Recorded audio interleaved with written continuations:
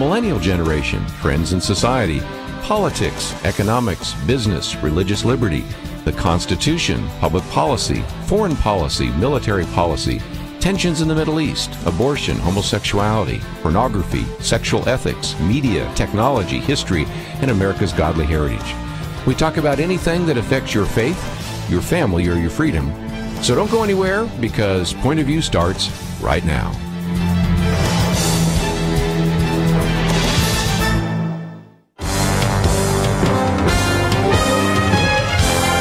Across America, live, this is Point of View.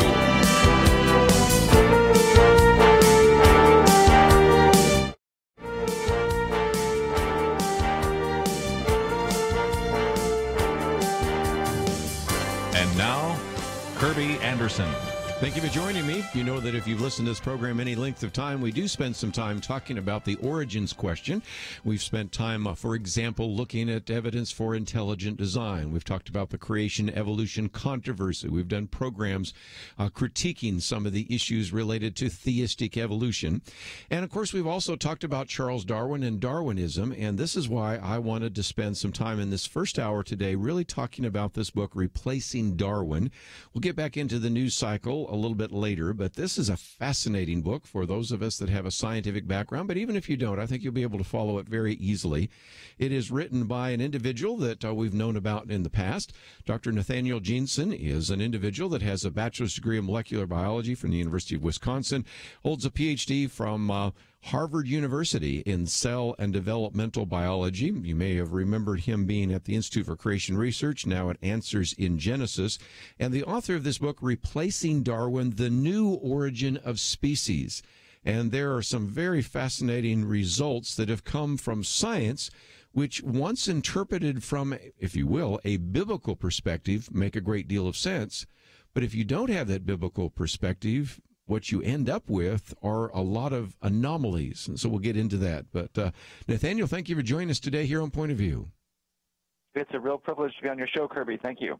Let's, if we can, maybe start with some simple things, and that is, let's give Charles Darwin his due. I think last time we had Paul Nelson on the program here, he said, okay, let's give him his due. You know, he did come up with the idea of survival of the fittest.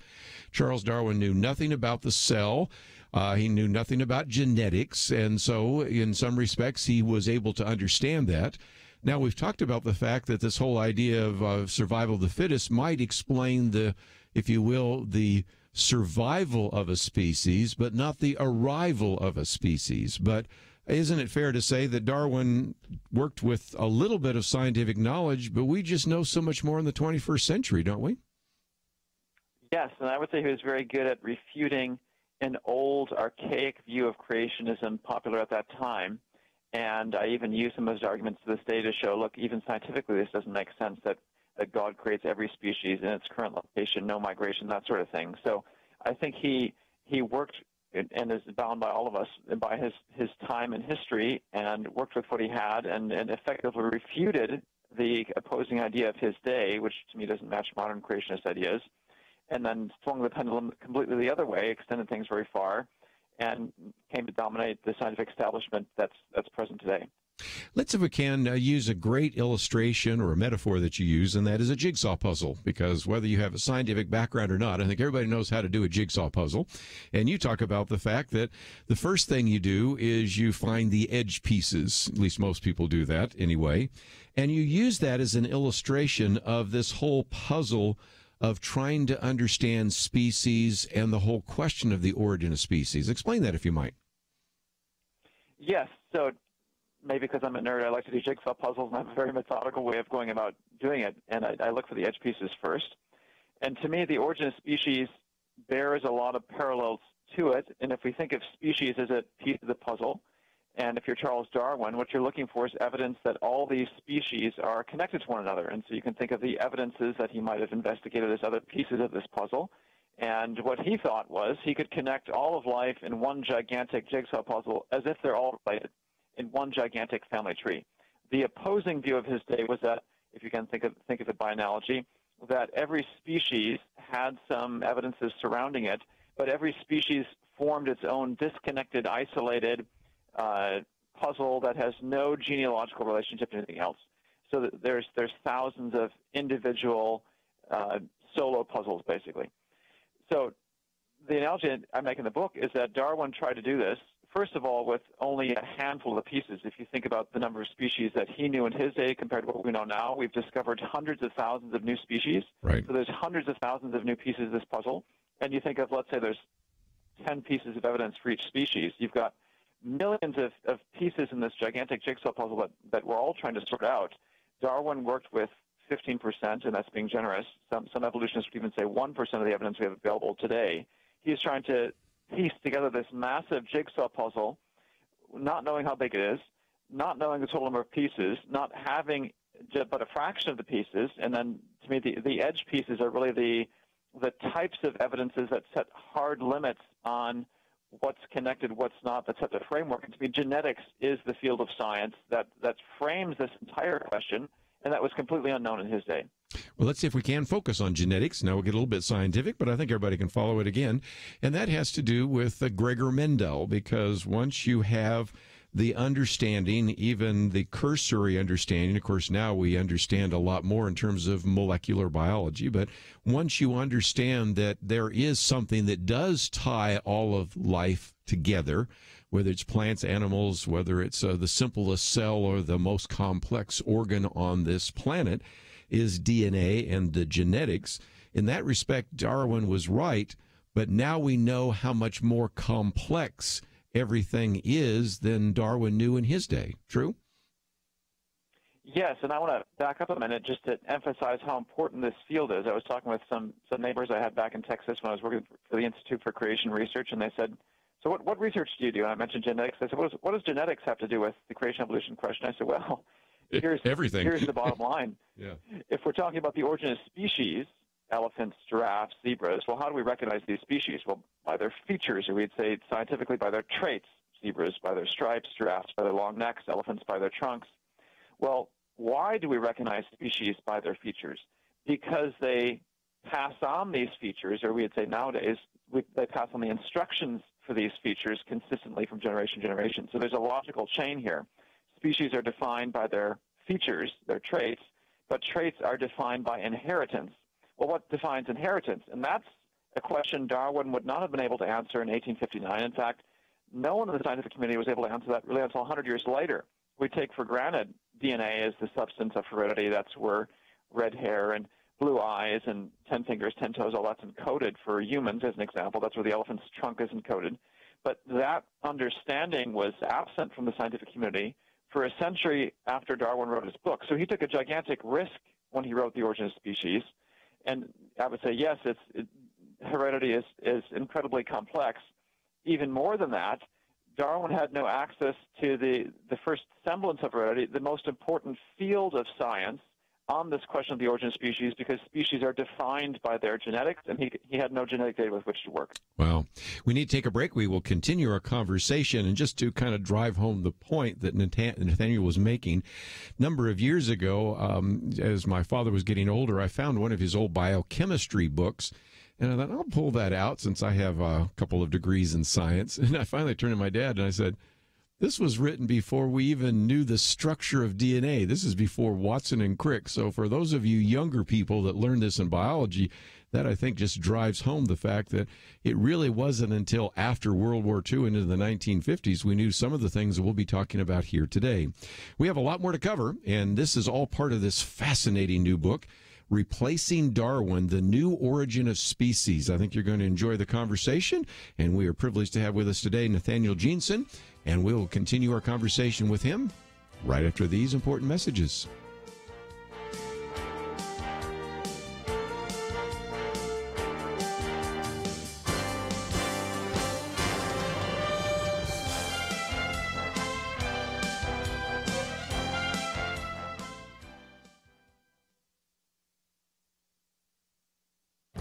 This is Viewpoints with Kerby Anderson. Today is December 7th, a day that President Roosevelt said would be a date which would live in infamy. On that fateful morning of December 7th, 1941, America was attacked without warning. More than 2,400 Americans died and 1,100 were wounded. Our country was changed forever. This attack led us into war, and the citizens of America responded with courage and resolve. So it may be well to reflect on what took place and how we today must also rise to the occasion of an attack on America more than a decade ago. Today is known as National Pearl Harbor Remembrance Day. It is a day when we honor the lives lost in that attack on Pearl Harbor and also honor the veterans of World War II. But it can also be a day in which we also pay tribute to the men and women who are currently serving in the armed forces in an effort to promote freedom and justice around the world. If you travel to Hawaii, you need to stop at the memorial in Pearl Harbor. The USS Arizona stands as a testimony to the 1,177 crew members who died as a result of the attack on December 7th. I understand that more than 40 million visitors have visited that memorial and have therefore honored their heroic efforts of the sailors and Marines. If you've been there, you know that it has become a sacred place as well as a reminder of what can happen when others, either a nation or terrorists, attack this nation. In 1941, the enemies of the United States were Japan and Germany. Today, they're our friends. But we have new enemies, terrorists who want to destroy us and destroy our way of life. We are protected from their evil intentions by those who serve in uniform. So today, take a moment to reflect on your freedom that was bought with a price, and honor those who died for your freedoms and honor those who protect you today. December 7th is an important day, and I didn't want it to pass without challenging you to consider its importance. I'm Kerby Anderson, and that's my point of view. Take Kerby and the Point of View team with you on the go with the Point of View app. Search for Point of View Radio at the Apple or Google Play stores.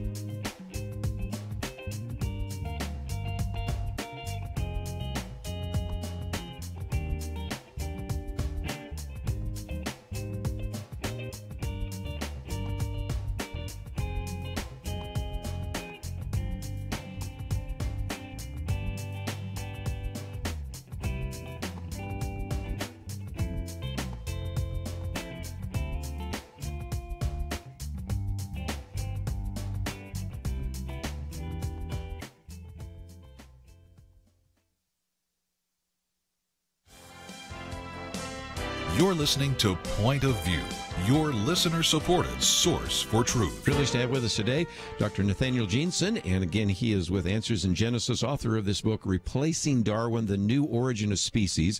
By the way, it's with Master Books, and we'll talk a little bit more about its availability. Of course, we have a link so that you can order it. Of course, we have all sorts of other information about his website and others. And Nathaniel, before we go on, in your chapter on Secret of Life, you also give us, in a sense, an answer to one of the questions I sometimes get when we speak about origins, because they say, if you really believe God created Adam and Eve and animals and everything like that, look at all the diversity here. Obviously, some of these creatures have, if you will, diversified, and in some respects, you have a section here where you talk about the number of chromosome numbers. Of course, you have two pairs of each one of the chromosomes, and you start doing the combinations that you can come up with. And, of course, again, this is why I think some people, even when they don't understand what current creation research is doing, they say, well, how do you explain all the different kinds of dog kinds, for example? We got everything from a Dachshund or a Pekingese or a Poodle all the way to a Great Dane or a St. Bernard. These are all probably from an ancestral dog, and so that diversity that you see there illustrates that evolution is true rather than creation. But if indeed you believe that God created, there is so much built-in variability that once you start breeding in one direction or another, or they get isolated in various areas, you get the kind of diversity in life forms that we have today, don't you? You raise a whole number of very interesting points that in one sense, Darwin had no access to. In another sense, he had the answer right in front of him and didn't know what to do with it. You mentioned the breeds and the hundreds of dog breeds we have. We've got several hundred breeds of horses and donkeys, thousands of sheep and cattle and goats and so forth. How did all that rise? Darwin used the fact that we could get so much diversity just by human intervention as an argument that nature could do the same thing. And I think his argument works on a limited scale. you can produce a whole diversity with breeding, and that only goes so far. You can't produce a cat breed from another dog. Breeders know that themselves very well. What I show in the book is you can also use Darwin's argument to turn around and say these breeds must have arisen recently. Evolutionists admit that themselves. They'll say that hundreds of dog breeds arose within the last 12,000 years. 700 plus, 850 plus breeds of horses and donkeys arose within the last 12,000 years, according to their time scale. Well, they turn around then and say, well, 7 species of zebras and horses and asses combined, total, that's all the wild species of these guys that exist today, those took millions of years to form. And I say you can't have it both ways. If this is evidence of diversification, it must have happened recently. What we can say now, so that's just looking at external features and saying, how do these arise? There must be something going on here, and that's really all Darwin could have said in 1859. You mentioned the chromosomal diversity. We can now, yes, thanks to modern genetics and discoveries that post-date Darwin's death, do the math and say, okay, now that we know that DNA is the substance of heredity, now that we know we get DNA from both parents, and so I get different versions of my genetic information from mom and dad. Not that dad codes for my right arm and mom for my left, but dad codes for my whole body. Mom's DNA codes for my whole body, and it's the combination of these two in a ways that science still doesn't fully understand, produces my mix of features. There's hidden genetic information present in every one of us. We can say just how much now with modern genetics, and we can say that, for example, in humans, there are millions of DNA positions that are perhaps in hidden form. We can look at animals around the globe. There's millions of DNA positions that are hidden. That's what breeders are accessing. That's what's still present in the wild. There's a tremendous reservoir of genetic diversity potential that's waiting to be tapped that I think that the process of breeding brings out. And so it's very easy then to explain how we get so many species so quickly and so easily without having to invoke some sort of primordial pond scum billions of years ago. Well, let's go one step further, because then some might say, well, yeah, but you guys, you're young earth creationists, so you not only believe that God created, but you believe that there was a flood. So can you get enough genetic diversity from 2 on the ark, 2 male and female, or in some cases 14 on the ark, depending, can you get enough genetic diversity out of those few number of pairs of land-breathing animals that got off the ark? And again, I believe that's your argument as well, that you can actually get that kind of diversity, even with that, if you will, that constraining time in which you really has almost a genetic bottleneck. Explain that if you might. And I'll explain it 2 ways. One is just sort of the visual gut feeling sense, and then the second way would be more precisely genetically, quantitatively. So from a gut feeling sense, what I like to do is sort of repeat an argument that Darwin hinted at in the first 2 chapters of On the Origin of Species in 1859. He hinted at that there seemed to be more diversity among breeds than among species. And what is the relationship among breeds? Where did all these 700 plus horse breeds come from? Well, by definition, humans were responsible for producing them. We watched this happen. They must have a common ancestor. And then you look at the species in the wild. So just to give a practical example, backing up to breeds, what have humans produced? Everything from gigantic Clydesdales to small ponies, all coming from a common ancestor. That's a tremendous diversity in size. You think of all the different coat colors and patterns and spotting and polka dot and solid colors and browns and blacks and whites. There's just a huge diversity in horse breeds. You look in the wild, there's 1 wild species of horse. There's 3 wild species of asses. And the horse and the ass species, 2 of the ass species and the 1 horse species, the Przewalski's horse, are both sort of a tan color. They aren't tremendously different from one another. There's a gray African wild ass species, and there's 3 zebra species. There isn't that much diversity in the wild. So if humans can produce hundreds of breeds that look more different from one another than do, let's say, even species in the wild, surely species in the wild can form very quickly as well. So I jumped ahead of myself with a time scale. Humans have produced breeds, evolutionists would say. Humans have produced breeds within 12,000 years. I would say we can even drop that down even further. The point being, the evolutionists' own time scale puts the origin of hundreds of breeds within a few thousand years. Yet they put the origin of species, they stretch it out over millions of years. I don't think that logic is consistent. So just from a gut feeling sense, I think using the evolutionists' own data, there's a logical challenge for arguing for a long time scale. I think we've got evidence right in front of us without knowing anything about genetics that hints at the fact that species can form fairly quickly.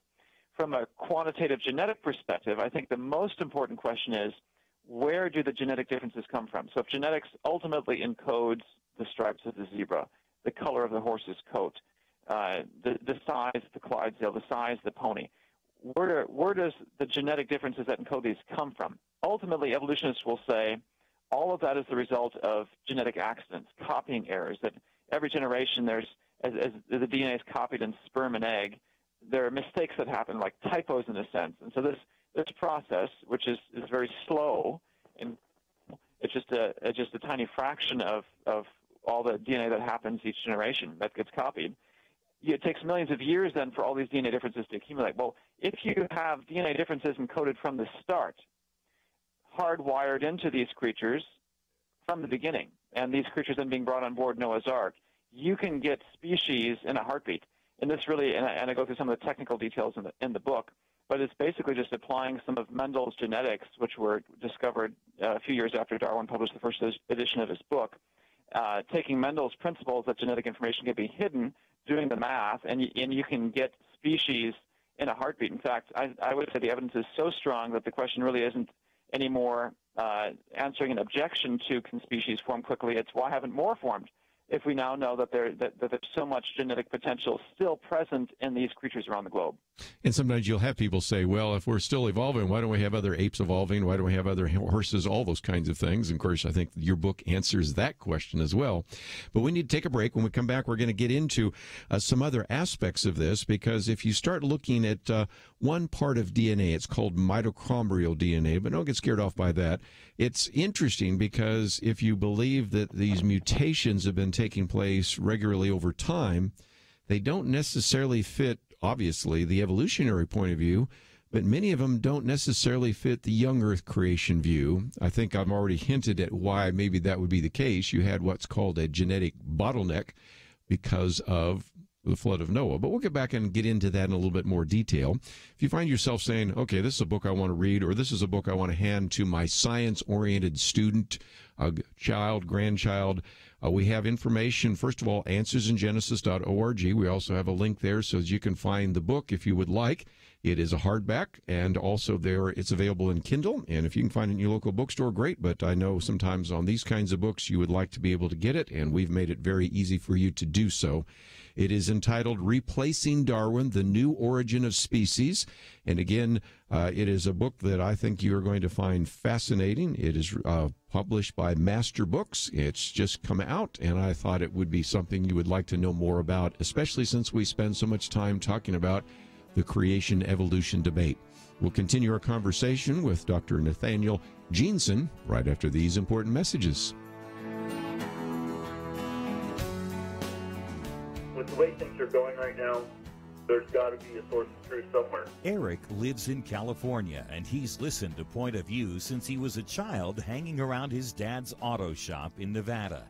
He says it's his only trustworthy source of information about what's happening in the world. Well, I feel bad because I have not been donating, and I'll tell you what, I'm getting back to that because just recently I realized with all the junk going on with all the media, with all these news things, the only one that I count on is you guys, and what would I do if you guys weren't there? I don't know what I'd do. Where would I get my news? And I would be dead in water. So I got to do my part. Make sure you do your part, like Eric. Join the Truth Team. Get all the details by calling 1-800-347-5151 or visit online, pointofview.net/team. Support the truth and make a difference for the future. 800-347-5151 and pointofview.net/team. 800-347-5151 and pointofview.net/team. Point of View will continue after this.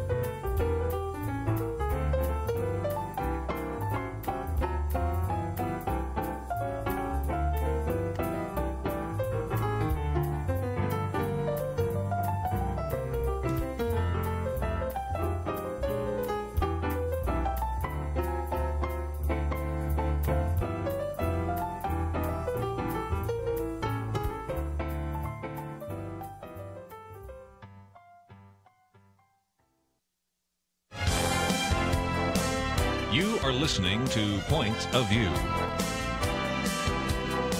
The opinions expressed on Point of View do not necessarily reflect the views of the management or staff of this station. And now, here again is Kerby Anderson. Continue your conversation today. If you'd like to join our conversation, 1-800-351-1212. Might get to some of those phone calls in just a minute.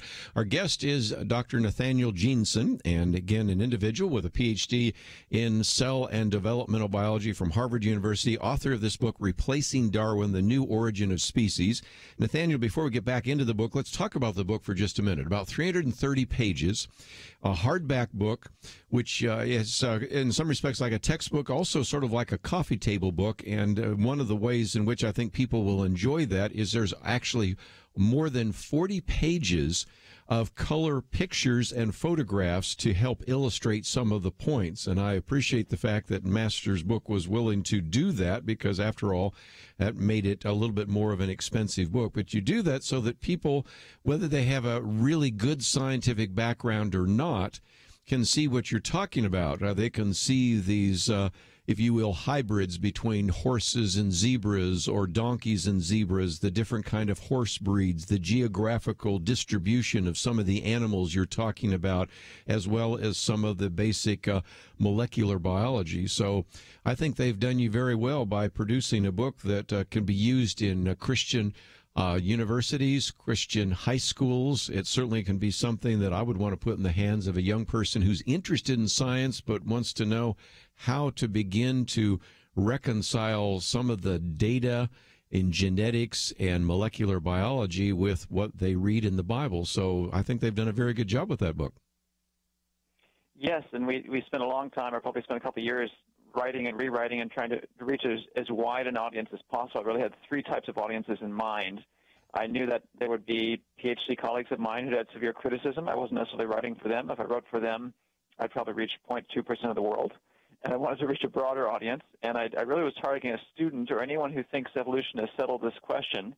I tried to make it as accessible as possible. I had a pastor even read over the draft and have him give me pointers and say, hey, this would be helpful, and include a glossary in case I put it down, and had people working with me along the whole way. So I really targeted sort of a high school biology, college freshman type student, and designed the main text and all the figures and graphs and charts to be readable and followable to somebody even who doesn't have a genetics background.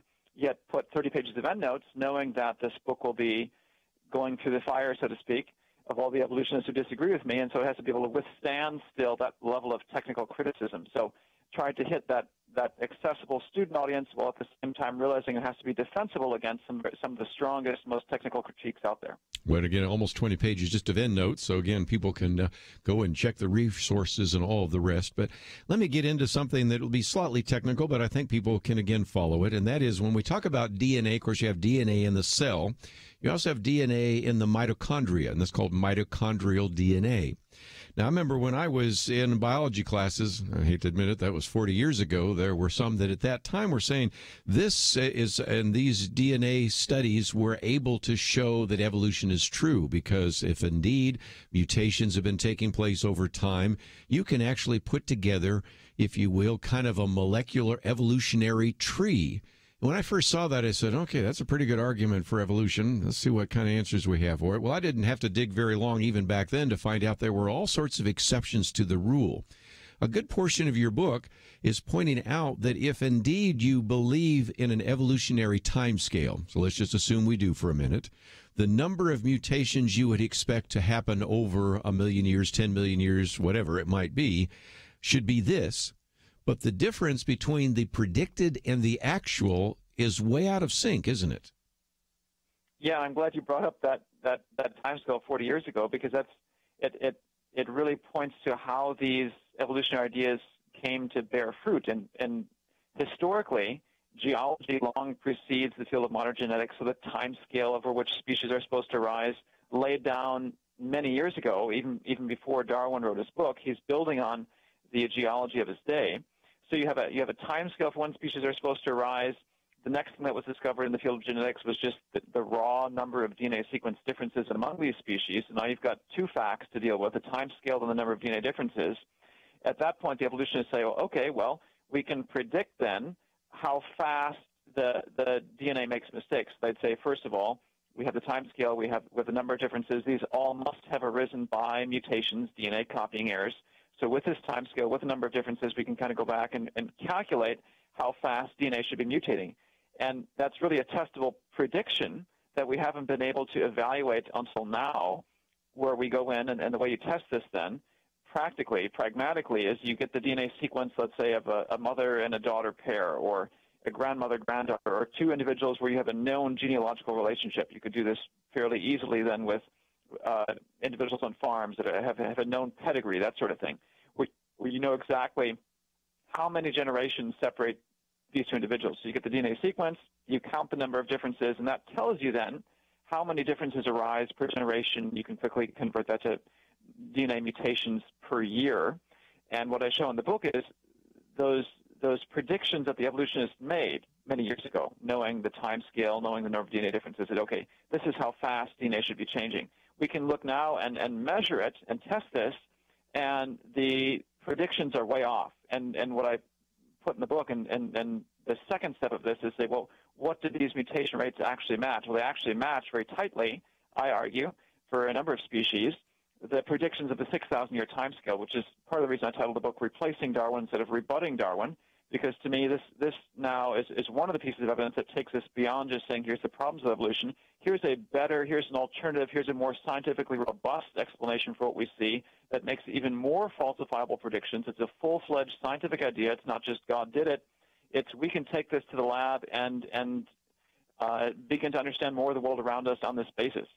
Well, and again, as I'm reading through this, you know, if you're a creationist or believe in intelligent design, you're going, yeah, okay, now that's just another good argument against evolution. And then you just have a kind of throw a boomerang at us or a curveball or whatever metaphor you want to use, because then you start saying, yes, but if you believe in young Earth creationism, some of these don't match up either. And that brings us back to a point we made a few minutes ago, and that is, if indeed there has been no change and we accept kind of a uniformitarian view of the world, even from the time that God created till now, then it doesn't fit. But we have an interruption, a very significant interruption in that, and that is the flood of Noah. And so if indeed you're only bringing one pair on the ark, two animals, male and female, or in some cases you're bringing 7 pairs on the ark, 14, you have essentially a genetic bottleneck, and that could possibly be and seems like a reasonable explanation for why some of that doesn't fit perfectly with even a young Earth creationist view. Yeah, so in the book, and part of the reason for writing the book, again, trying to hit a very broad audience, is not just to persuade, but also hopefully set a research agenda for the next 20 years to really provoke a revolution as big as Darwin's, maybe the next 50 years. So I walked through as many data sets as I could get my hands on, as much published data was available at the time of writing the book, and also knowing from a pragmatic perspective that anything I left out would be used against me. So I'm writing against the scientific consensus that 97% of the scientific community rejects what I say. So whatever I publish has to be fully vetted, has to be fully comprehensive, has to be, in a sense, above reproach. It can't be criticized. So there were invertebrate and fungal species in which this rate of mutation has been measured that strongly, I think, rejects the evolutionary timescale, strongly confirms the young Earth creation timescale. Then there were about 3 vertebrate species, and I think, so in this case, so vertebrates are species with a backbone, invertebrates without a backbone. So invertebrates would be like fruit flies, roundworms, that sort of thing. Vertebrates, species like mice and penguins and chickens. Those are the 3 species where we had this published rate that didn't seem to fit either the evolutionary timescale or the young Earth timescale. And so what I walk through then is to say, okay, which of these 2 models has a potential testable explanation for reconciling this mismatch? Again, there's a data set where there's a strong match to the young Earth timescale, a strong rejection of the evolutionary timescale, and then a handful of these species in which neither side is able to explain them. I walk through and show I think it's going to be very difficult for the evolutionary timescale to come up with some sort of scientifically coherent, logically consistent explanation for what we see here. And then I have some reasons I lay out, testable hypotheses in the book that say here's where I think the data can be reconciled from a young Earth perspective, and that involves some ways in which this rate at which mutation happens may have been sped up in times past, and lay out, and again, not knowing what the answer is going to be, ways we can test this in the laboratory. So another way I think this shows that creation has advanced dramatically since 1859 and meets the strongest challenges of the evolutionists. This isn't just God did it. We've actually got ways now, and I've published in this book, ways to advance science, ways to advance our knowledge, things we can go into the lab, experimentally validate or reject, far beyond anything that was seen in 1859 and far beyond all the stereotypes that evolutionists have had of creationists over the years. Very good. As we've said before, I think some of this research is not a science stopper, it's a science starter, and it even predicts places where further research could be done. Well, we haven't talked about, do we have any evidence of a catastrophe? Well, we have that in the book as well. We'll be right back.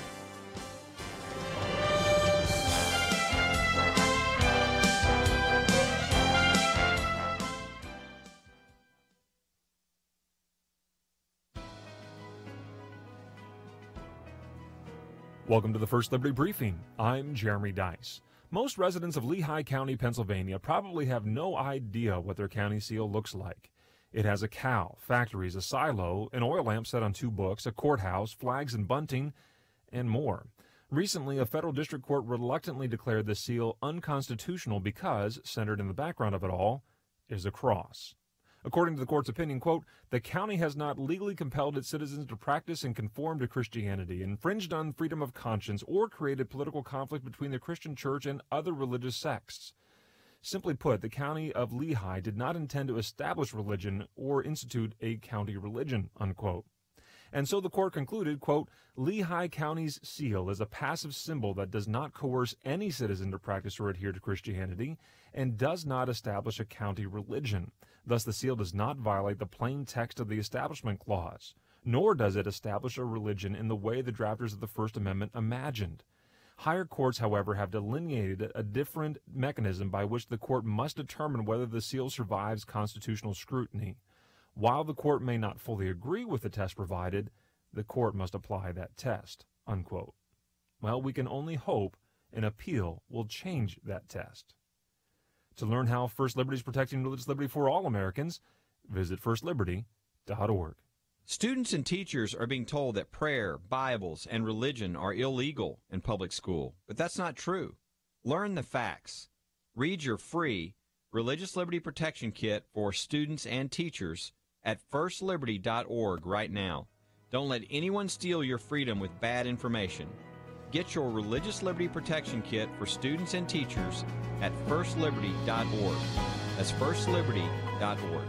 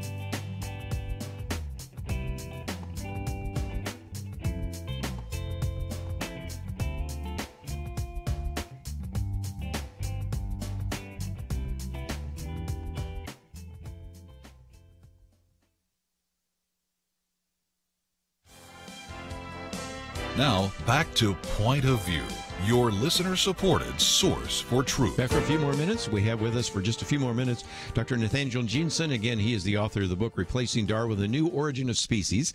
We have information about it on our website. We'll talk more about it in just a minute. Nathaniel, I know you're a biologist, but you did include a little bit of geology because that might be a question people are having about, okay, you're now talking about this catastrophe. Do we have any evidence of that? So you've got some color plates showing, for example, the explosion of Mount St. Helens and how you get some finely laminated layers, and even a canyon below Mount St. Helens that looks a little bit like the Grand Canyon. But let's get to maybe the fossil record, because at least 2 of the pictures you have in there show that this must have been, these fossils were created almost instantaneously, because in one case you have a fossil ichthyosaur in the process of giving birth, while it's in the sediment and covered over. You have a fossil of a fish eating another fish. And so there's evidence geologically of catastrophism, and you believe that that also ties into this idea of the flood of Noah. Yes. In a sense, though, I was punting on the field of paleontology, geology, just because I'm not an expert in those areas.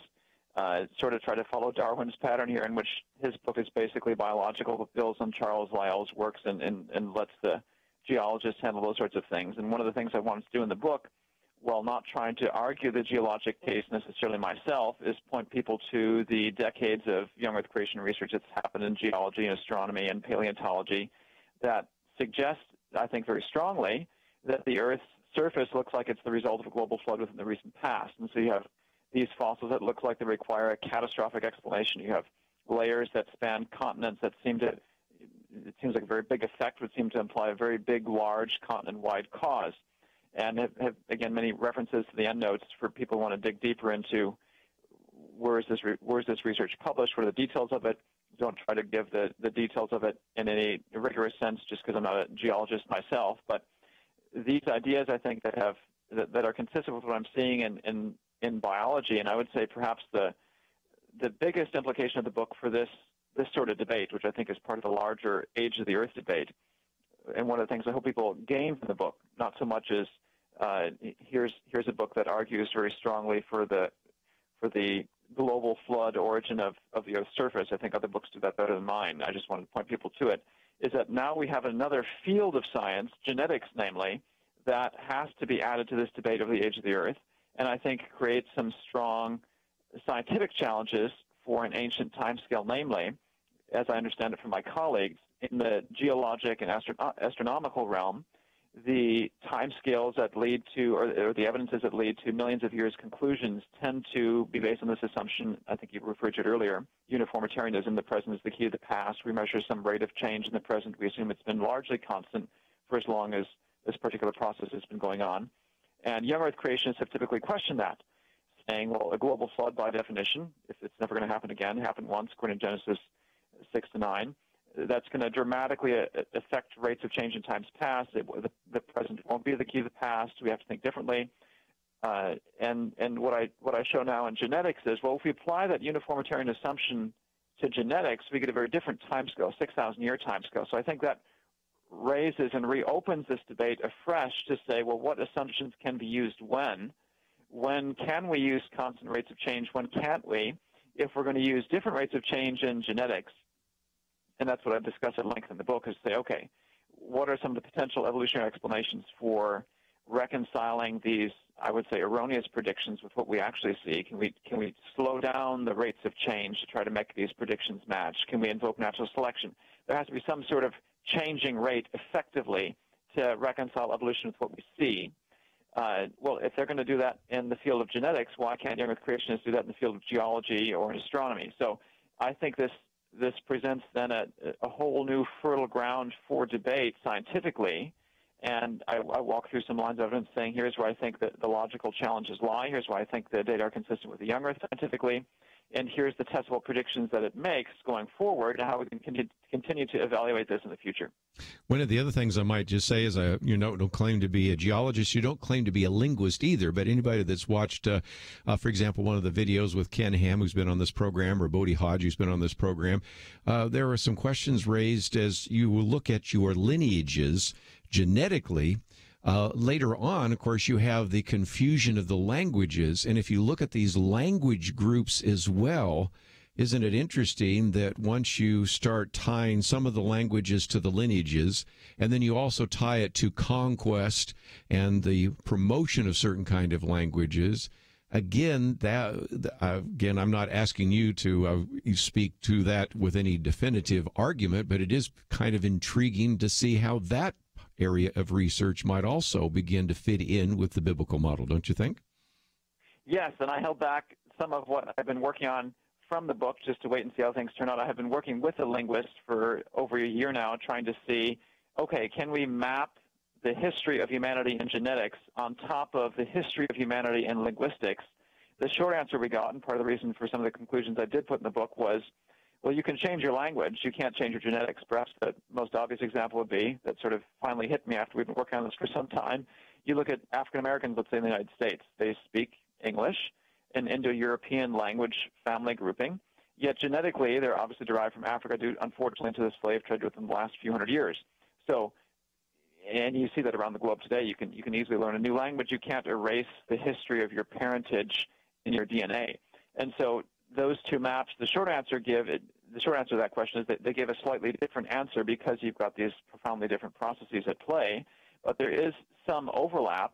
And one of the things I point out in the book is both in linguistics and in genetics, and I think I make the primary point in the field of genetics, if all of our differences go back only 6,000 years or 4,500 years to the time of the flood and Noah and his wife and his sons and their wives, then we should be able to read off the history of civilization from our DNA. And this is actually a project I'm working on actively right now with a collaborator, Rob Carter, from Creation Ministries International, to see, can we, for example, in the Y chromosome, that's the record of our paternal ancestry, and we're looking at specifically the African American people groups here in the New World, comparing them to Africans in the Old World, just because this is the data we have available. It's a recent historical event. Can we see the signature of that?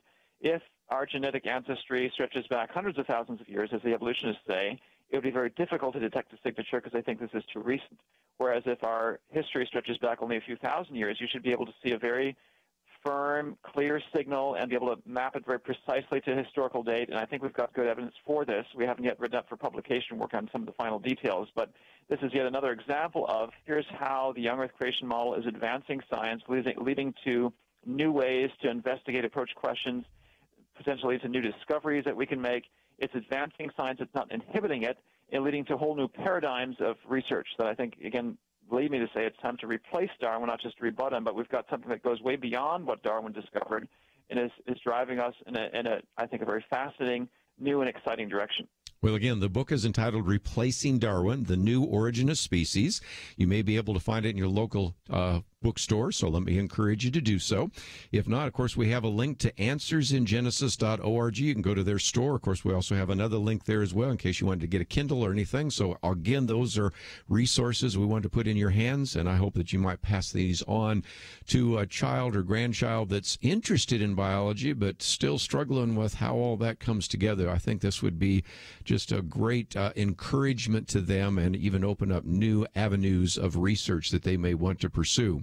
So, Nathaniel, thank you for joining us today here on Point of View. Let's do it again sometime in the future. Thank you very much. Let's take a break, and when we come back, we will spend some time getting back into the news cycle. By the way, we'll take some of your phone calls, too.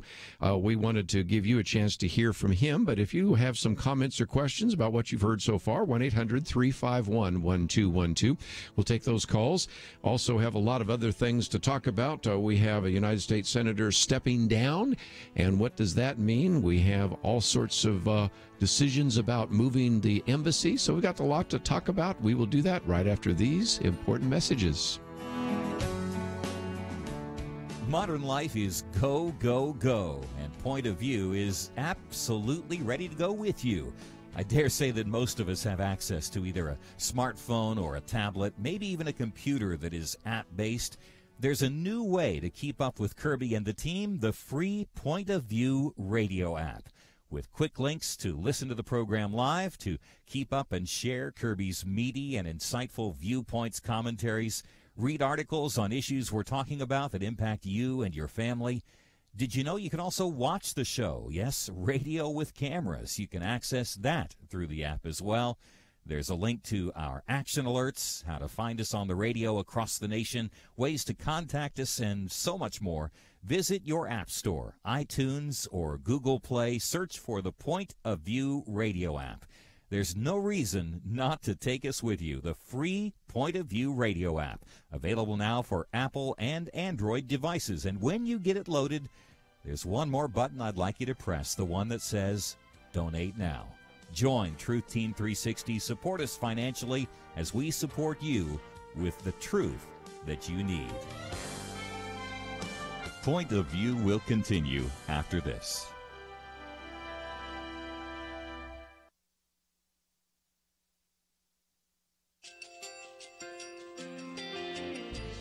I just want to thank you so much for all the wonderful programming you have. You're just absolutely fantastic. I recently started listening to Point of View, and I really found it interesting because of the different subjects you cover. Thank you for that. I really appreciate everything that you do in keeping us informed. Thank you, Kerby, for everything that you have been doing. I appreciate all the work that you're doing, advocating for the Word of God. Thank you so much. Point of View, I think, is absolutely necessary because it's a Christian perspective, a biblical worldview perspective, and receive very current, up-to-date information about what is really going on, week to week in our culture, which is changing so rapidly, and yet it's morally sliding backwards.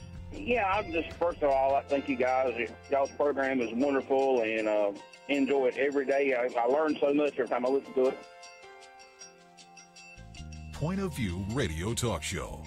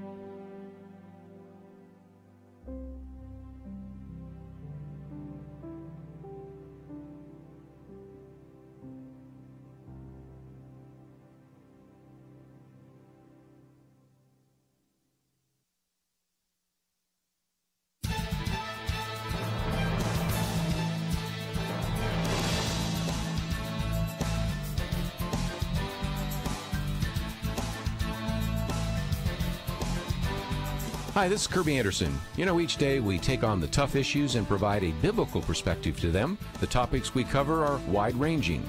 Apologetics, theology, prophecy, creation and evolution, intelligent design, marriage, family, child-rearing, the millennial generation, trends in society, politics, economics, business, religious liberty, the Constitution, public policy, foreign policy, military policy, tensions in the Middle East, abortion, homosexuality, pornography, sexual ethics, media, technology, history, and America's godly heritage. We talk about anything that affects your faith, your family, or your freedom. So don't go anywhere, because Point of View continues right now.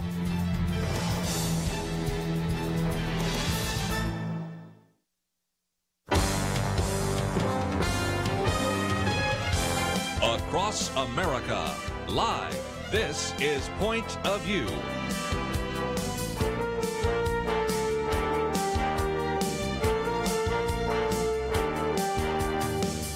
And now, Kerby Anderson. Second hour today, if you'd like to join our conversation, 1-800-351-1212. In the first hour, we spent some time talking with Dr. Nathaniel Jeanson, and I will take a phone call related to some of the genetic issues in just a minute. But let me give you kind of an overview of what I think we will probably be able to cover this hour. First of all, of course, in the news, the decision by the individual who has been accused over these last few weeks, and especially over the last few days, Senator Al Franken has decided to step down. And there are some reasons for that I'll get to in just a minute. This means, of course, that you will have the governor appoint someone to actually fill in that spot, and then there will be a November 2018 election. Who he will be replaced by, I've heard Keith Ellison is an idea, a few others. We'll see where that fits, but somewhere Governor Mark Dayton will make that choice, and maybe that's been made even while I've been on the air, so somebody might need to tell me if I've missed that. And, of course, you have some Republicans that would probably run against him. One would be Senator Norm Coleman. He's a former senator and was an individual that lost to Franken in 2008 on a close election, which I think was a fraudulent election, but we'll leave that for another conversation another day. Another person might be former Governor Tim Pawlenty. So you have possibly Tim Pawlenty, Norm Coleman running against whoever is in that seat at that time. So we'll see. And just before we get into some other issues, let me just say that you might, if you're a little bit skeptical like me, say, where did this come about? There have been times in the past where especially fairly prominent Democrats have been allowed to stay in office for a long period of time. Anthony Weiner would be the exception. Bill Clinton would be the rule, if you want to look at it this way. So why all of a sudden did you have more than 30 members of the United States Senate call for Al Franken to step down, especially so many prominent Democrats? Well, I think twofold.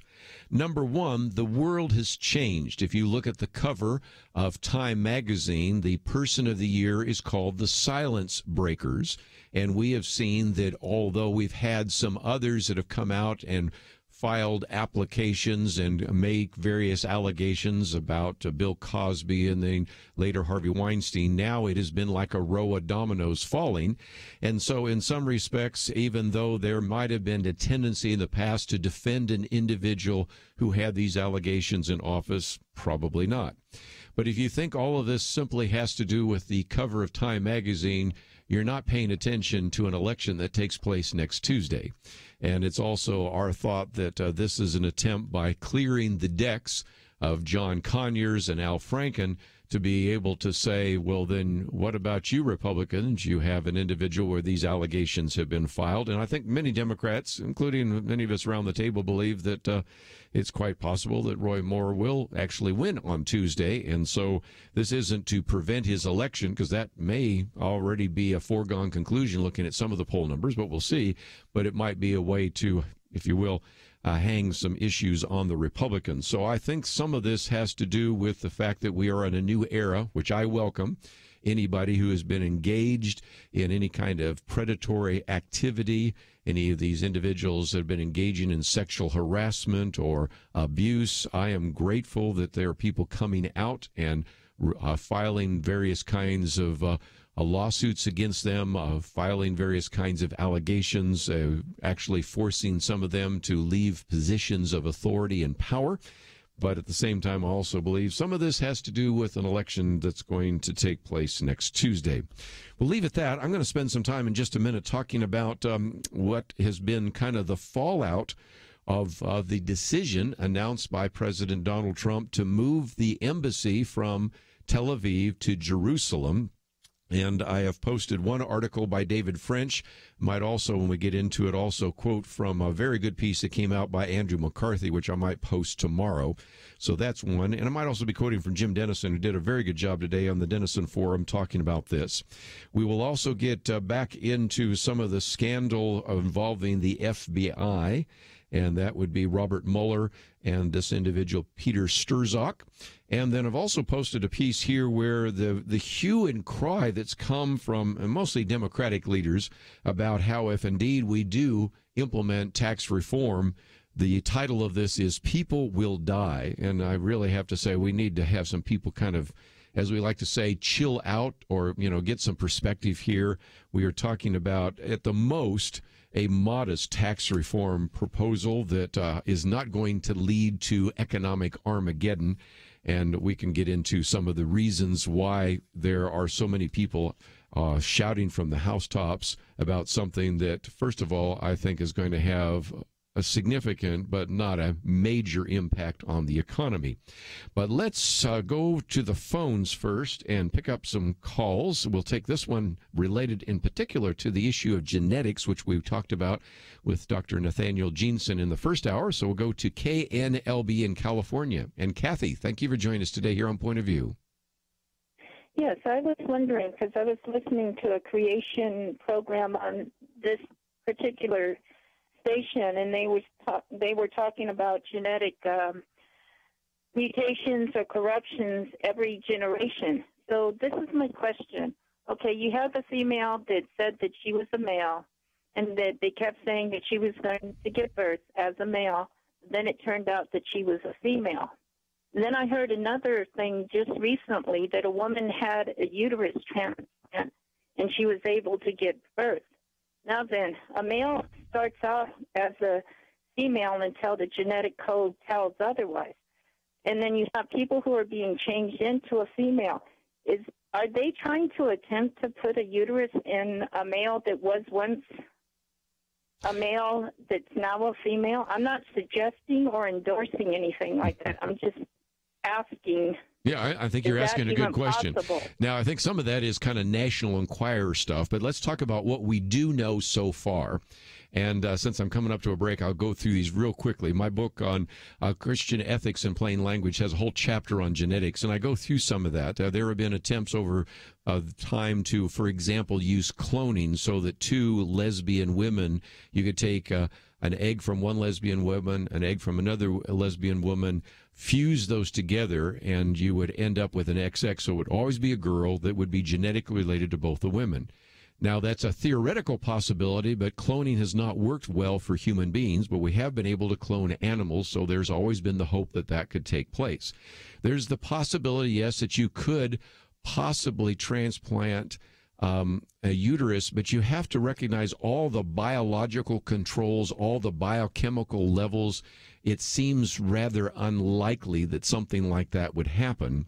And that's why I also talk about in the book the attempts to develop an artificial womb.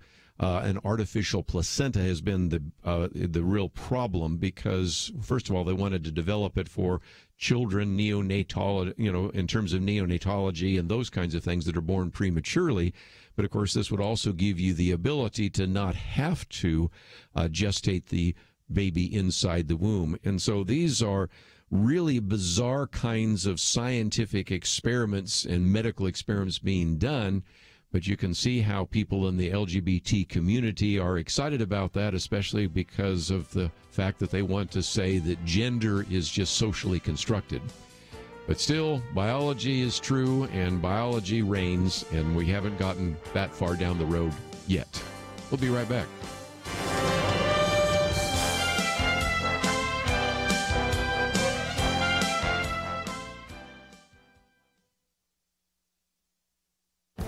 This is Viewpoints with Kerby Anderson.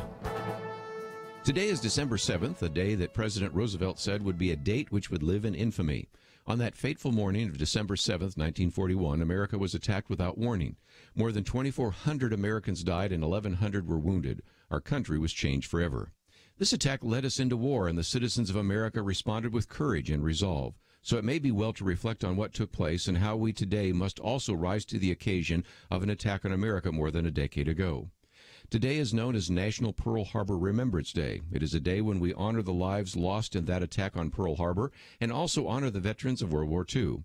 But it can also be a day in which we also pay tribute to the men and women who are currently serving in the armed forces in an effort to promote freedom and justice around the world. If you travel to Hawaii, you need to stop at the memorial in Pearl Harbor. The USS Arizona stands as a testimony to the 1,177 crew members who died as a result of the attack on December 7th. I understand that more than 40 million visitors have visited that memorial and have therefore honored their heroic efforts of the sailors and Marines. If you've been there, you know that it has become a sacred place as well as a reminder of what can happen when others, either a nation or terrorists, attack this nation. In 1941, the enemies of the United States were Japan and Germany. Today, they're our friends. But we have new enemies, terrorists who want to destroy us and destroy our way of life. We are protected from their evil intentions by those who serve in uniform. So today, take a moment to reflect on your freedom that was bought with a price, and honor those who died for your freedoms and honor those who protect you today.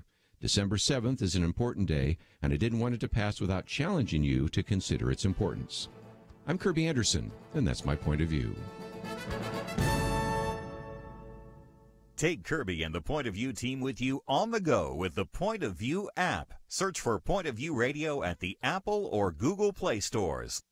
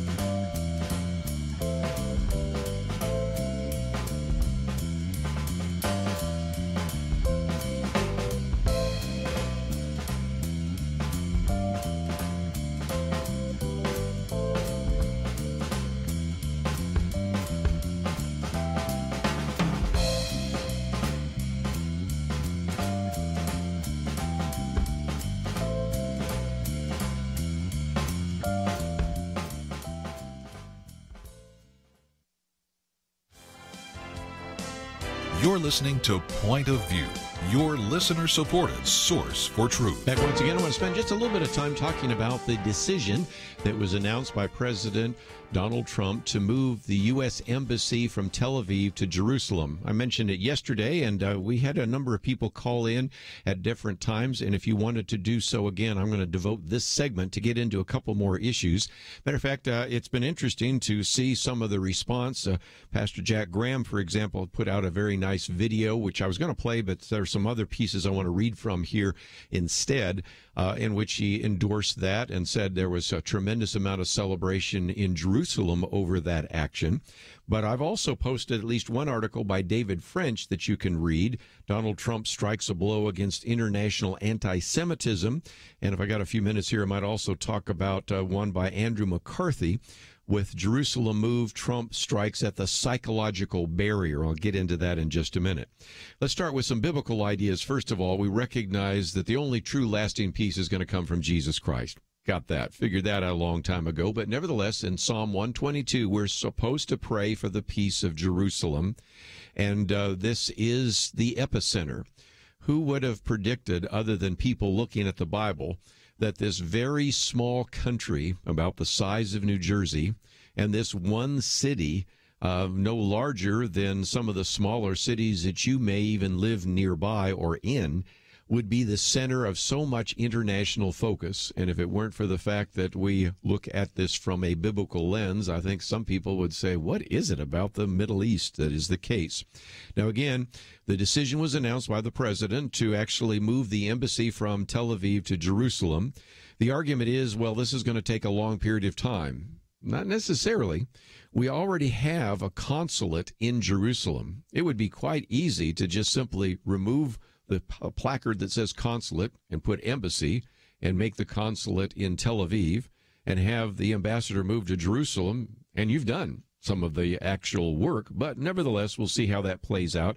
And, of course, there's a waiver right now to keep the movement from taking place for at least another 6 months. So there are some issues involved with that, but let's talk about why David French, who was in studio with us just last week, says that this is a way to strike a blow against international anti-Semitism. And again, we have this article on our webpage, so you can read it in its entirety. I'm just going to quote from parts of it. And he said, President Trump's decision to formally recognize that Jerusalem is the capital of Israel and to announce plans to move America's embassy to the seat of Israel's government is one of the best, most moral, and important decisions of his young administration. Now, recognize this comes from a person who's sort of in the category of anti-Trump. He almost ran against Donald Trump in the general election. So that's a pretty strong statement. And he said, first of all, we have to recognize, and I'll come back to this a little bit later when I might read from some of the things by Jim Dennison, sovereign nations are entitled to name their capital, and it is the near universal practice of other nations to locate their embassies in the same capital.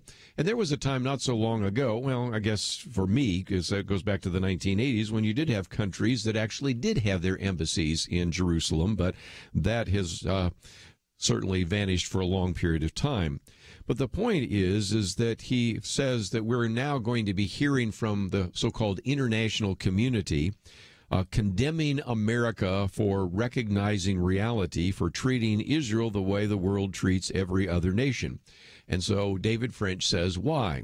He says, well, from the birth of the modern nation-state of Israel, an unholy mixture of anti-Semites, eliminationists, have both sought to drive the Jewish people into the sea, and when military measures failed, to isolate the Jewish nation diplomatically, militarily, and culturally.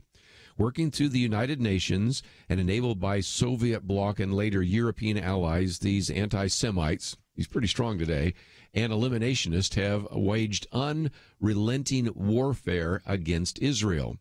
And he calls it lawfare. Lawfare is the abuse of international law and legal processes to actually accommodate military objectives that can't be achieved on the battlefield. So what's lawfare? Well, he gives us an example. He says the scam works like this. The United Nations and other international bodies establish rules that apply only to Israel, or they hold Israel to higher standards than any other nation on earth. Then when Israel, or its primary ally America, object to those unjust rules and double standards, the Arab world threatens unrest, riots, or at worst, renewed jihad. A cowardly European community goes along perpetuating injustice in the name of stability. And then it goes through some of these different examples and the double standard that exists. And so in some respects, David French is excited that we are finally acknowledging the obvious, and that is Israel assumes that Jerusalem is its capital. Everybody pretty much knows that it is, but nobody acts like it until, of course, Donald Trump. And I was reading the other day, somebody was taking the time to go through all of the people that said what they were going to do, and I'm talking about, in many cases, candidates or presidents, president-elects, who would all say, we're going to move the capital, move the embassy to the capital of Jerusalem. Because, after all, you can go back to 1995 when that was, if you will, and is the law of the land. And so there have been these 6-month extensions, first under Bill Clinton, who said that he was going to move it, then under George W. Bush, who said he was going to move it but did not, then under Barack Obama, who for at least a while said that as well, but then later used the excuse that it would interrupt the peace process. And frankly, even at the start of this year, Donald Trump said he would move it and then actually filed one of those 6-month extensions. So you have a history of 3 other presidents and even one extension under this president to finally get to where we might be right now. And, of course, we have that 6-month extension, so we'll see where we come this time next year or even 6 months from now. But let me pick out one other point, and that is Andrew McCarthy, who has written quite a bit about what he calls Sharia supremacism. Again, he is an individual that filed and was successfully able to prosecute the blind sheikh who actually was responsible for the first attack on the World Trade Center. And Andrew McCarthy says jihadists, the tip of the Sharia supremacist spear, rationalize mass murder by denying the humanity of their enemies. Their doctrine teaches that non-Muslims are less than fully human, and their existence, while refusing to accept Allah's law, is offensive. In the same way, Islamists, he says, the broader population of Sharia supremacists rationalize the destruction of their perceived enemies, Israel in particular, by denying the reality of their legitimate existence. And he says that this is what Edward Said refers to as the psychological barrier. The objective, he goes on to say, is to actually create a mindset that prevents Muslims from accepting Israel's right to exist. And so I think it's interesting to say that one of the ways you can continue perpetuating kind of this psychological or this worldview mindset of Israel doesn't have a right to exist is by all the nations of the world not locating their embassy in the stated capital of Israel. And by doing so, you sort of fortify and even reinforce that, if you will, psychological barrier of denying the reality of Israel, because you don't even have any of the nations actually having their embassy in its capital. And so, again, if you are not already subscribing to the Denison Forum, let me just mention that I think Jim Denison does a very good job today in his piece, Should the U.S. Declare Jerusalem the Capital of Israel? He takes you through some of the history of Jerusalem, which has been continuously inhabited for more than 6,000 years. He then begins to help you understand how Jerusalem was developed in the modern era. That's things like the Balfour Declaration in 1917, which now we're coming up to the 100th anniversary of that, and then gives us arguments for and against. He says arguments for the decision are, first of all, it recognizes reality, which we've just talked about. Number two, it strengthens Israel's claim to Jerusalem. Number three, it does not change the status quo of East Jerusalem, and so there are some pretty good arguments for, but he also gives you a few arguments against. It escalates the threat of violence, and it could undermine the peace process, especially the issue of timing. And I think we as believers have to recognize that the only true lasting peace is going to come when Jesus comes and reigns out of Jerusalem. But in the meantime, we're still called as believers to pray for the peace of Jerusalem. And so go back to Psalm 122, verse 6. That's certainly our mandate and our responsibility. So I did want to cover a little of that. We certainly will take some phone calls on this. But when we come back, I want to get into some other issues in the news. We're in the midst of a tax reform debate, and some are convinced that this is going to lead to an economic Armageddon where people will die. But I'll come back to a piece we posted yesterday and didn't get to. Cal Thomas arguing maybe it's about time to starve the beast and reduce the size and scope of government. So if you'd like to join us in this last half hour, an open line, 1-800-351-1212.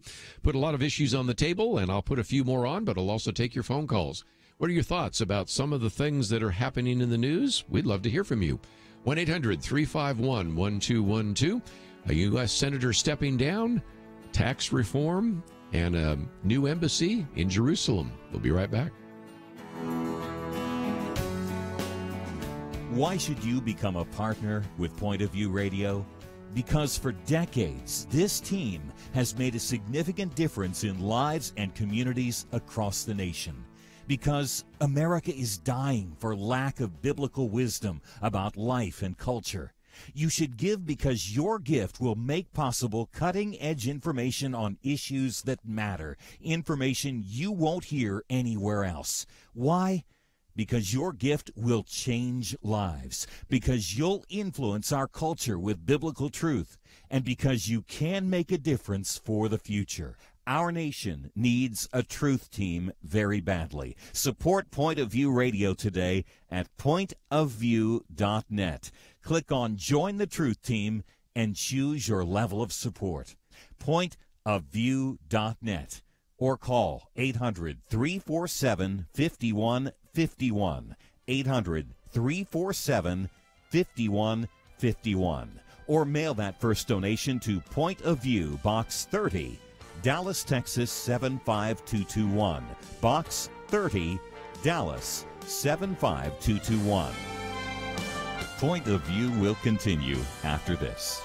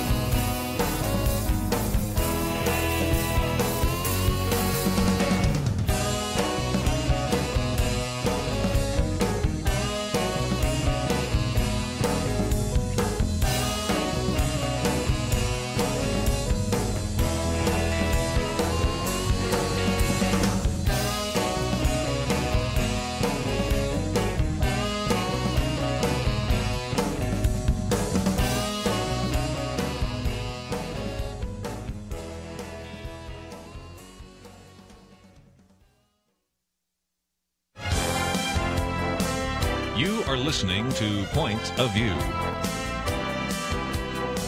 The opinions expressed on Point of View do not necessarily reflect the views of the management or staff of this station. And now, here again is Kerby Anderson. Final half hour, if you'd like to join our conversation, let's open up the phones and give you a chance to express your opinion. And one of the things I want to put on the table as we're taking some of those calls is the issue of tax reform. As you well know, we have a bill that has passed the House of Representatives and a different bill that's passed the United States Senate. Now, in order for that to become law, if you remember, Constitution 101, they get together in a conference committee and they have to work out the details. And there are details because these are different bills.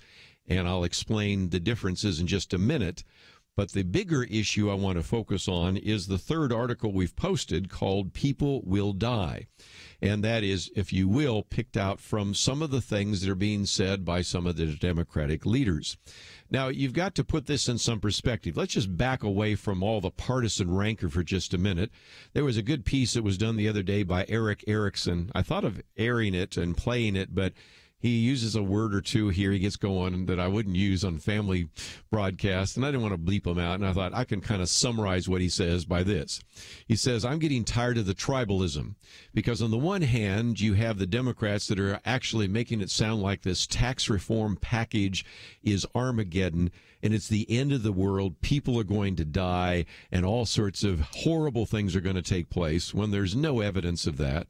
But he says, I don't like the other tribe either, the Republicans, because they're making it sound like they're patting each other on the back that they've really passed a significant tax reform bill. And really, except for a few things, it's mostly a corporate tax reform. It has nothing to do with really simplifying our taxes. And I'm tired of them patting themselves on the back because they really haven't done anything other than this. And if they don't get this passed, it's going to be a do-nothing Congress. So I thought it was really fair to just kind of be an equal grief giver. But let's again understand what has caused some to think this is so significant and others to think it's the end of the world. We have in both of the versions, both the House and the Senate, an actual doubling for the first time of the standard deduction. So that would be $12,000 for individuals, $24,000 for married couple. For the benefit for families, you would have a child tax credit, which in one version is $2,000 and another version is $1,600. There is some tax simplification. So, okay, we'll give credit to the Republicans that have actually reduced the current 7 tax brackets down to 4 tax brackets. And there looks like there might be a repeal of the individual mandate. Okay, that's what we have. Now, let's come back to some of the things that we've posted here. This article is the third article. You can find it, and it's entitled People Will Die. First of all, James Freeman says it this way. Investors have been expressing every way they can that pending federal tax reform is good for economic growth, as each day seems to bring new signs of confidence about future U.S. prosperity. Now comes word of a buying binge happening in part of the automotive sector, according to the Wall Street Journal. Now, let me just use a few examples. I know I have some truckers out there, so let's look at truckers for a minute. Trucking companies are bumping up orders for new big rigs, anticipating that 2018 will be a banner year for shipping demand. You think? Have you noticed how these UPS drivers at sometimes 9 o'clock at night are still delivering packages because so many people have been ordering from Amazon? Well, it goes on to say that trucking fleets ordered 32,000, almost 33,000 Class 8 trucks, the kind used on long-haul routes in November. And so that's one thing. Meanwhile, in Washington, tax reform opponents are not simply expressing less optimistic view of growth. It seems that some of them are expecting a mass extinction event. Again, this is James Freeman writing. He said this week, The Hill, which is the, if you will, journal of record for Capitol Hill, reports that Nancy Pelosi denouncing all of this as Armageddon. Here's a quote from The Hill. Representative Nancy Pelosi hammered the Republican tax code overhaul Monday evening as a culture-shaking economic Armageddon that would haunt the working class for years to come. Flanked by other top Democrats in the Capitol, the minority leader blasted Republicans for championing a tax proposal she equated to the end of the world.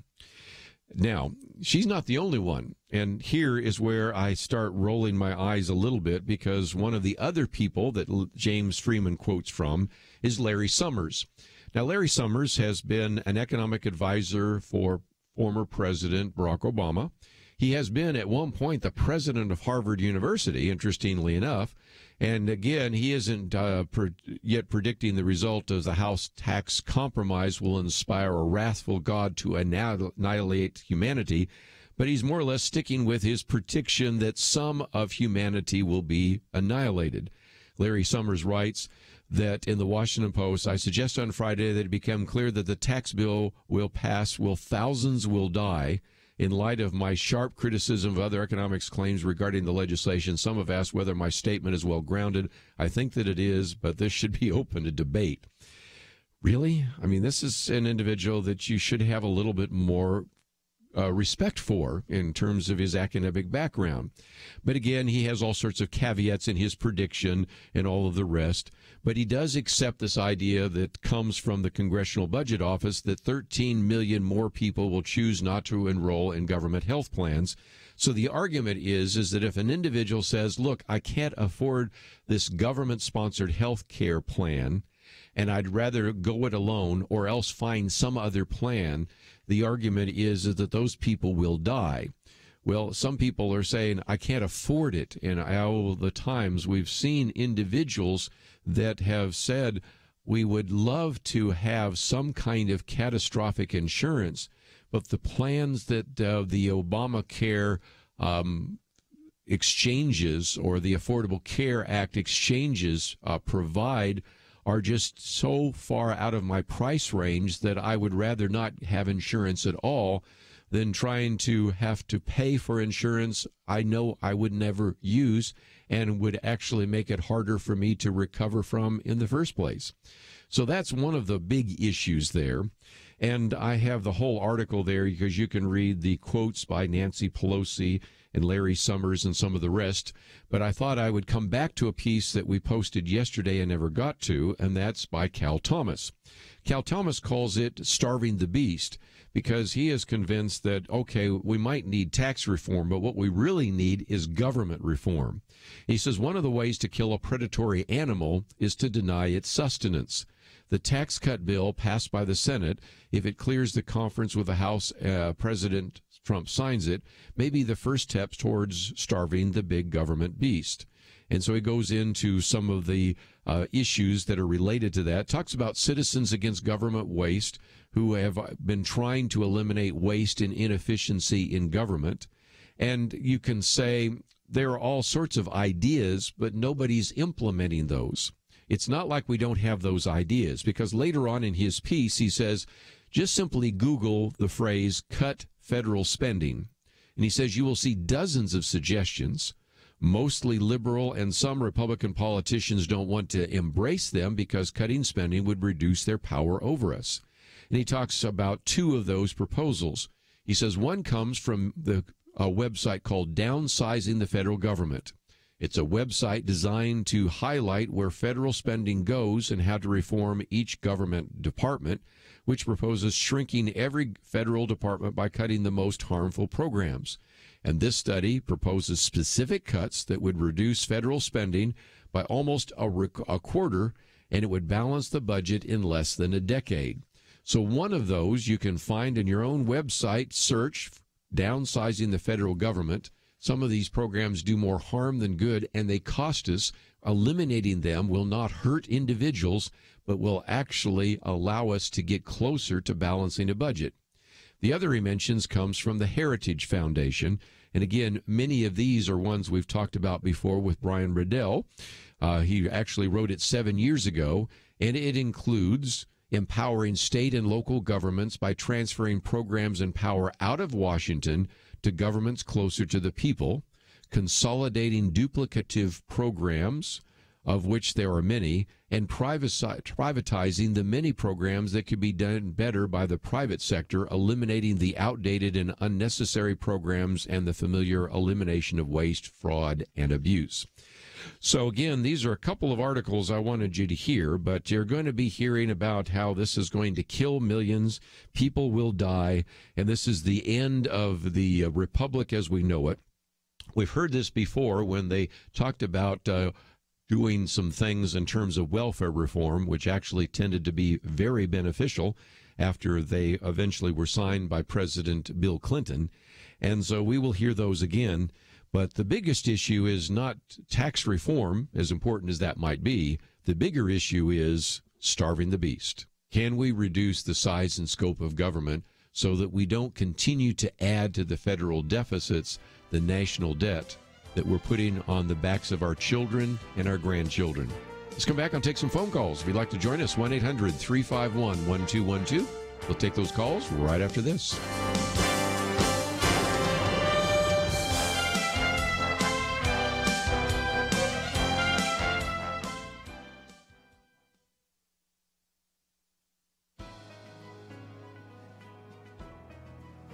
Welcome to the First Liberty Briefing. I'm Jeremy Dice.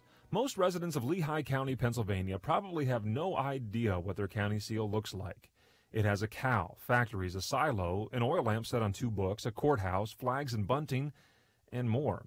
Recently, a federal district court reluctantly declared the seal unconstitutional because, centered in the background of it all, is a cross.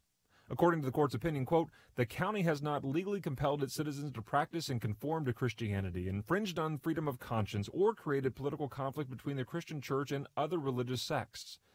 Simply put, the county of Lehigh did not intend to establish religion or institute a county religion, unquote. And so the court concluded, quote, Lehigh County's seal is a passive symbol that does not coerce any citizen to practice or adhere to Christianity and does not establish a county religion. Thus, the seal does not violate the plain text of the Establishment Clause, nor does it establish a religion in the way the drafters of the First Amendment imagined. Higher courts, however, have delineated a different mechanism by which the court must determine whether the seal survives constitutional scrutiny. While the court may not fully agree with the test provided, the court must apply that test, unquote. Well, we can only hope an appeal will change that test. To learn how First Liberty is protecting religious liberty for all Americans, visit firstliberty.org. Students and teachers are being told that prayer, Bibles, and religion are illegal in public school, but that's not true. Learn the facts. Read your free Religious Liberty Protection Kit for students and teachers at firstliberty.org right now. Don't let anyone steal your freedom with bad information. Get your Religious Liberty Protection Kit for students and teachers at firstliberty.org. That's firstliberty.org.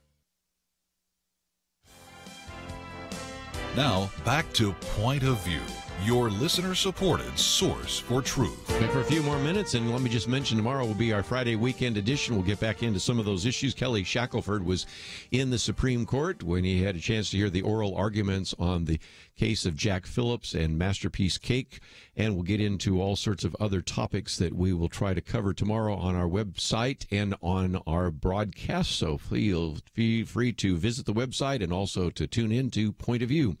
Let's go to the phones here. In Texas, KSWP. Philip, thank you for joining us today here on Point of View. Yes, I'm a Christian, conservative, college-educated person. I went in the fall of 2016 to a local Democratic fundraiser because they said, come on and play your guitar. And I quickly realized I was probably the only conservative there. And after about talking to these people for about 45 minutes, I realized they had a mantra of 4 basic belief systems that qualify them. One is the Bible is completely a myth. They have an obsession with climate change and carbon footprints. They have a vehement disdain of Israel and the doctrine that they're God's chosen people. And they are always willing to deny me and any other conservative their First Amendment rights if it disagrees with their narrative. And so one of the things you want to know is maybe how to deal with the question of Israel? Yes, because I have several Jewish friends who are my customers. They're not believers, but they're Reformed Jews. And I'm very sympathetic and supportive of Israel, but I don't know how to deal with these people that say they love God, but they hate Israel and the Jews. Yeah. Well, first of all, we have to understand that historically, for a long time, Israel was sort of seen as David and the Arab nations were Goliath. I mean, when Israel was formed in 1947 and then in 1948, it became an independent nation and immediately fought a war, and all the nations gathered around and tried to destroy it. You know, then the 1967 war, the 1973 war. But somewhere over time, there was an ability to kind of change that and make Israel look like the bad guy, like it's Goliath, and the Arab nations are David. So part of it has been a very successful public relations campaign, in large part by focusing on the so-called Palestinians. We talked about that yesterday with Alan West in terms of the fact there really has not been a group or a nation called Palestine. That was something that was given to it as a derogatory name a long time ago. But I think what I oftentimes do is, instead of going through all that history, I just simply say, well, let me ask you a couple of questions. In the Middle East, where is the only functioning democracy right now? And unless they're just going to be totally dishonest, they have to at least acknowledge that Israel is the only place where you have democratic values. Now, they oftentimes want to say, yeah, but what about, you know, whatever the Israeli forces have done when Palestinians have attacked or whatever, or they land for peace. But, you know, let's just start with the obvious.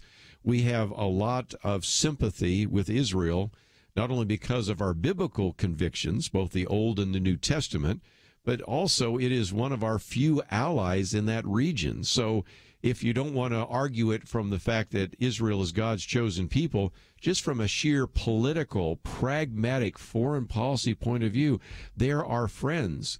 And again, think about it. What kind of rights do Jewish individuals have in Muslim nations? Very little, if any.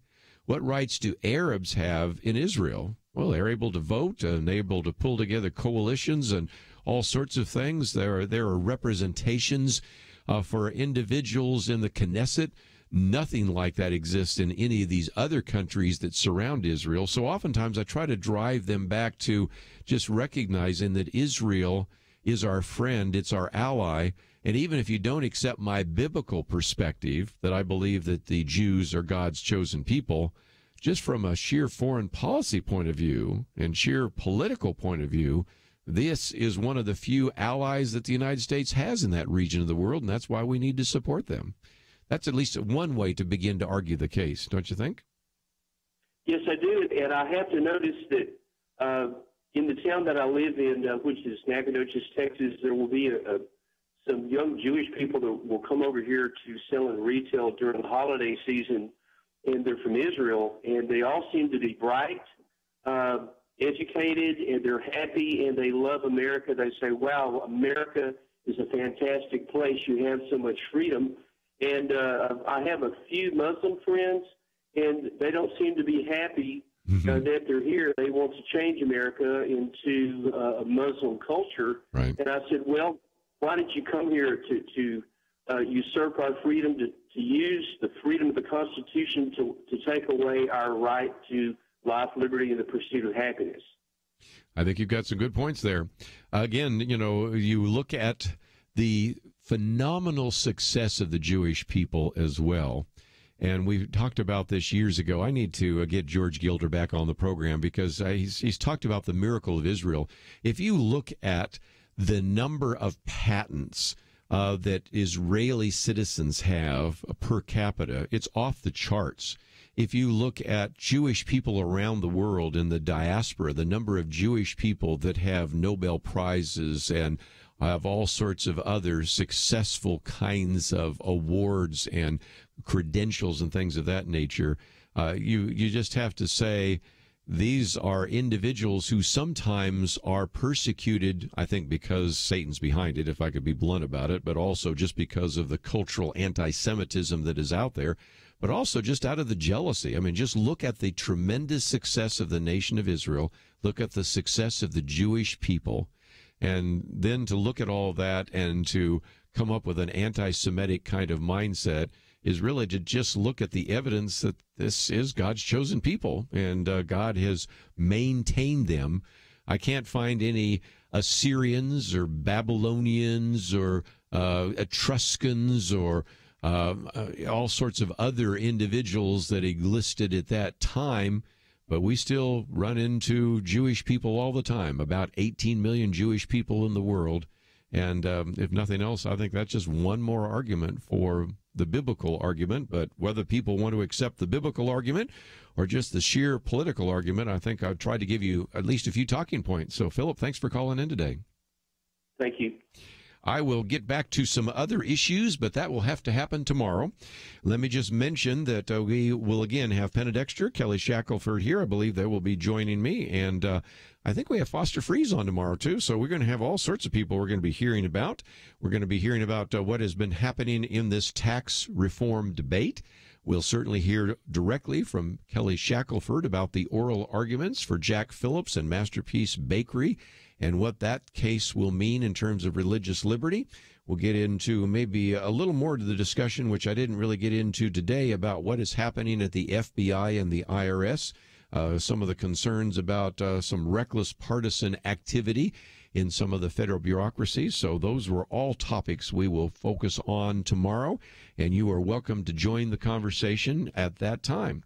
Let me just mention real quickly that in the first hour we had Dr. Nathaniel Jeanson on as we spent some time talking about his new book, Replacing Darwin, The New Origin of Species.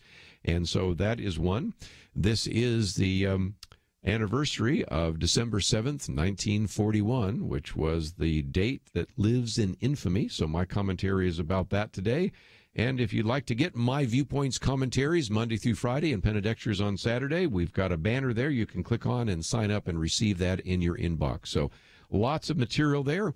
As you go to the website, I hope you'll also recognize as we get closer to the year end, we do need your financial support, so a special gift from you would be greatly appreciated. I want to thank Andrew and Steve for their help behind the scenes. Look forward to seeing you tomorrow on our Friday weekend edition. We'll see you then.